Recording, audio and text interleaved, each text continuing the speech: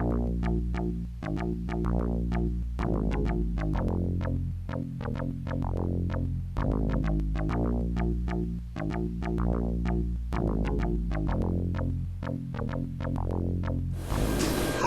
this is Doug from Dynamic Computing, and this is actually episode 7 of the 10-minute Amiga Retrocast.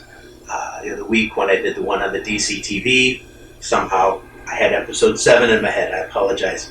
I missed a week. Last week I wanted to do an episode on my A500 along with my A570 CD-ROM drive and how it works as a full-fledged CD TV. So I hooked everything up, and full disclosure, I have not had my A500 really functioning and using it in a couple of years. I've turned it on to make sure it powers up fine. But the CD portion of it worked great. I was able to play some audio CDs, play some things up, play with some things on there. And I noticed the keyboard was not working at all. So, took it apart. Everything looked physically okay, connection-wise. Tested the CIA chips, swapped them out, swapped them with some new ones. Keyboard just wouldn't respond. So I took it apart and found on my lovely little membrane here for my A500 keyboard, I have a total of 4 breaks on it. I mean, literally, the plastic is rubbed off and the metal components rubbed off, so it's just shorted in 4 places. So I had this brilliant idea, get some of the silver-based conductive paint and just paint the traces back on. Stuff won't conduct. I don't know if I got some bad paint or what, but it's not conducting. So what I'm going to do is I'm just going to solder an itsy-bitsy little wire from there to there, and on the other 3 other broken spots, just a little tiny wire. I'm going to see what happens. Now, I've already found a source for replacement A500 membranes, 2 of them actually. So if that doesn't work, I'll just order a new membrane. But I figured I'll try and see if I can fix it myself. So that was why I couldn't do an episode on the A570 and A500. Then I thought, aha, Amiga OS 3.1.4 just came out. Let's do an episode on that. So I bought it. The procedure to buy it was great. Bought it from my 4000 desktop behind me here. And there was an upgrade routine available that one of the guys made and put on AnyNet to upgrade 3.9, which I've used for years, up to 3.14, which sounds backwards, but it's kind of an upgrade. Thought I'd give that a shot. I already have all the data backed up, so if it trashed the installation, worst thing is I could restore from a backup. So I installed it, and it sort of worked, kind of, but it seemed to really hate my large hard drives. I've got a 74 gig and a 300 gig hard drive in my Amiga 4000 desktop connected to a warp engine. Absolutely hated it. Wouldn't see the drives properly. See the first 4 gigs, didn't like anything else. So talking to some of the guys, one of the developers, Tom Richter, who worked on the project apparently, told me, checkmark the little direct SCSI box in HD Toolbox, and it should see your hard drives just fine. Presto, it did. And then my Amiga 4000 wouldn't boot under 3.14.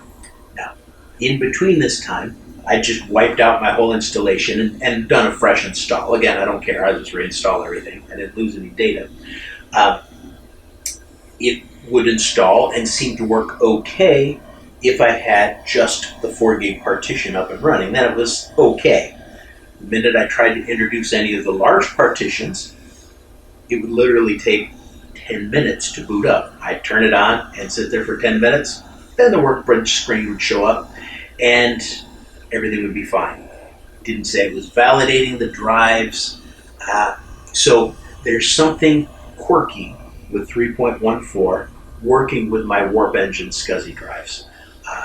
Put an IDE drive in there, works fine. Right now I have it functioning. I took out my 300 gig drive, just put in my 10 gig IDE and my 74 gig SCSI. Seems to be working okay. I'm just restoring from a backup now. Tell you what, I miss my 4000. So there'll be an episode on that once I'm sure I've worked all the bugs out. The way I want to present it is, this is how it works. These are the new features of 3.14. These are the problems that I came across setting it up. Here are the solutions, so it's easier for other people to take advantage of my troubleshooting. But it looks like a fantastic operating system. It really does. The guys did a great job with the updates, and once I get the little bugs ironed out of my particular situation, I think I'm going to love it. So, today, because I don't have a 4000 that's functional, and all my cards are taken out of it, I thought I would talk a little bit more about my lovely little A2200 board. Now, I mentioned this briefly on my Taking Stock episode. I think that may have been episode 2 or episode 3. I got this about 14 or 15 years ago. I saw a batch of 5 motherboards, A4000 motherboards, show up on eBay. And the guy claimed they're in various states of, disrepair. But I thought, well, I'll use them for parts. I'll use them to swap out components in case any of mine fail. So, $120 later, I've got 5 A4000 boards. Some of those boards were insane. I mean, they must have been prototype models. They had traces, wires going from this way and that way on the back and the front of the A4000 boards. They were like, out of the 4 boards that I got that were A4000, there were 3 of them that were different revisions, including some really, really early ones. Basically, none of them were any good. I was able to not get any of them working because they were just all in such a state of disrepair. But that's fine, because board number 5 that showed up along with these was this strange board that's labeled A2200 Revision 1. You can see that there. Now, I'd never heard of an A2200 before, and I did a little research online at the time, and not a tremendous amount of information was out there. Basically, people had kind of heard of it, that it was something that Commodore was going to, do back in the day, but nothing came much out of it. Now there's a lot more information out there. A little bit of background on this board. This came out before the A4000, apparently. It was going to be a bridge between the A500 and the A3000, somewhere in between there. So on board, we have an O20 chip running at 25 megahertz, which is actually pretty cool. We have a slot for a riser board for expansion slots. And apparently they were going to come out with either 2 riser or 2 slot or 4 slot versions, depending on the version. There was going to be an A2200 with an O20 chip with 2 slots, and an A2400 with the same O20 chip with 4 slots. Then they were going to have a version with an O30 processor in it that also had 2 and 4 slots. So it's going to be pretty versatile. Now these have the ECS chipset on it, which is nice.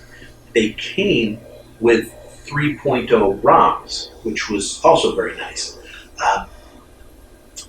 And 1 megabyte of chip memory on board, and then 5 SIM sockets, which are quite interesting, considering it already had on board. Now, you look here, we've got the riser card, or the accelerator slot. This is the same one that's in the A3000 and the A4000. So my 3640 cards should work just fine in here, in theory. So let's take a look at some of the components on this motherboard.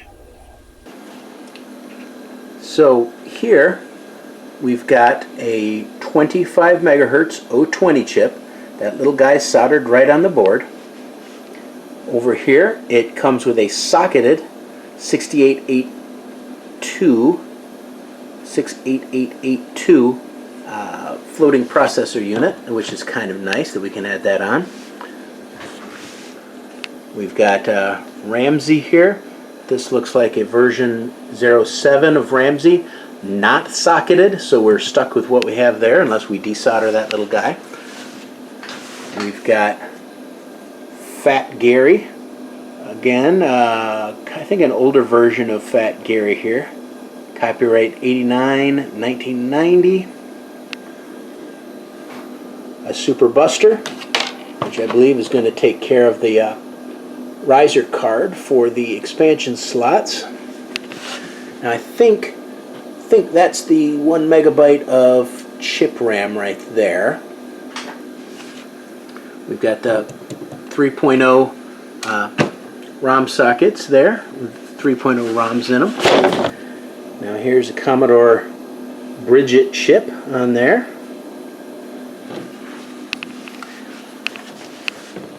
Here we've got the standard floppy connector and a standard IDE connector. So we should be able to connect up just about anything we want to. You'll notice it's also using the standard A4000 power supply. And from what I've read, this will fit perfectly in an A4000 case. Now, I kick myself because I'm certain I had a spare A4000 case at one point in time. I distinctly remember that. And maybe I sold it. I don't know, but I can't seem to find it. The back has your typical connectors here. Serial, parallel, video.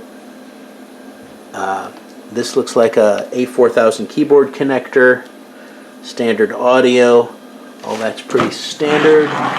And then, of course, our mouse joystick ports on the side right there.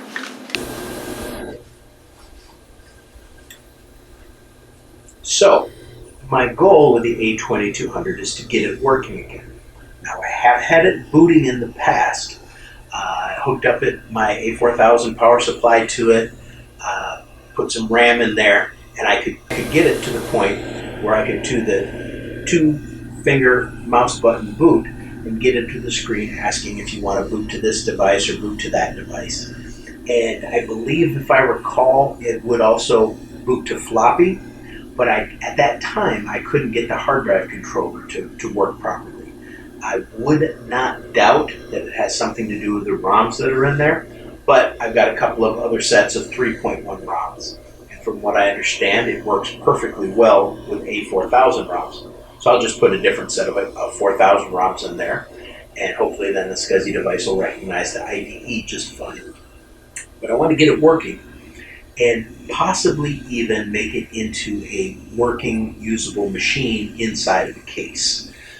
Now, I'd love to be able to find my old A4000 desktop case, my spare case, but if I don't, I do have a A4000, I thought it was around here somewhere, a towerized A4000 that I could take the 4000 board out of there and put the A2200 in there and see what happens. It'd just be kind of cool.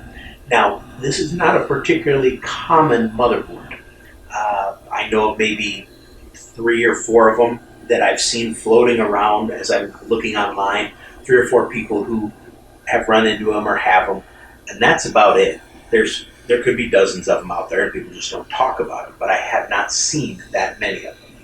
And I think it would just be kind of fun to see what happens there.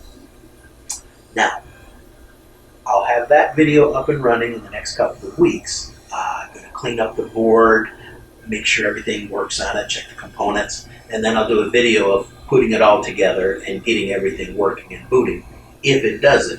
If it doesn't do it, there'll be no video, and I'll just have a cool motherboard. So, over the next couple of weeks, we'll have the A2200 series going on. I will have my A500 and A570 back up and running, and I'll do an episode on that, and we'll have an episode coming up of 3.14. Right now it's just copying over all my MP3 files back onto the hard drive. So, thank you very much. I appreciate you coming by and seeing me. Please subscribe. I'm trying to get up to 100 subscribers so I can actually, name my YouTube channel. And please like the video. Please comment. Ask any questions you want. I keep an eye on it all the time. And until next time, this is Doug from Dynamic Computing, signing out.